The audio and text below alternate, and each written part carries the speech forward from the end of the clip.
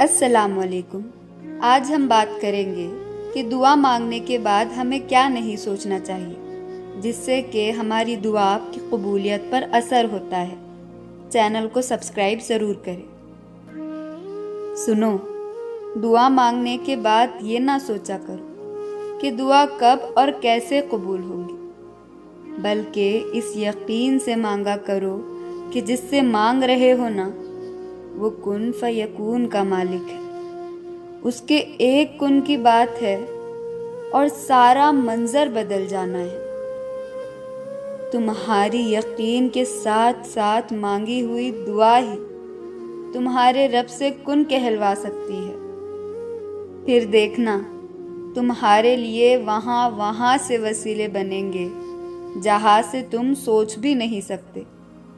अल्लाह ताला हर दिल की जायज़ तमन्नाओं को पूरा करता है और कभी कभार ना अल्लाह आपका दिल तोड़ देता है, सज़ा के लिए नहीं बल्कि आपकी रहनुमाई के तौर पर। बाज़ औक़ात हम बुरी चीज़ों से मोहब्बत करने लगते हैं और वो चीज़ें हमें आगे मुसलसल तकलीफ़ देने वाली होती हैं। असल में वो चीज़ें वो इंसान होते हैं जिन पर हम अल्लाह से ज़्यादा भरोसा करने लगते हैं और हमें ख़बर भी नहीं होती।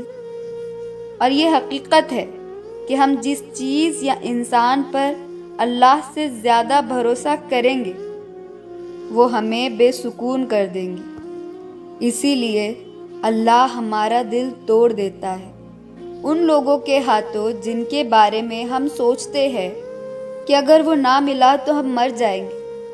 एक बात याद रखें, आपका दिल शुरू से अल्लाह के लिए बनाया गया है और जब अल्लाह की जगह आप किसी और को देते हैं तो आपकी ज़िंदगी में दर्द बढ़ जाते हैं।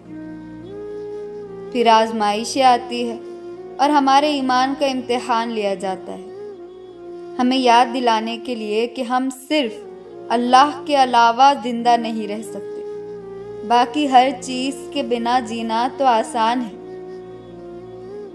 अल्लाह ताला कुरान पाक में इंसान के दिल के बारे में कहता है कि सुन लो, अल्लाह की याद में ही दिल का सुकून है। तो बस उसकी याद में अपने दिल को लगा लो और उस पर यकीन रखो, उससे मोहब्बत करो। वो तुम्हारे दिल की बेचैनी को ख़त्म करके तुम्हारी हर दुआ पर कुन कह देगा। इंशाअल्लाह अल्लाह हर किसी की दुआओं को कबूल फरमाए। Thanks for watching. Do subscribe for more videos like this.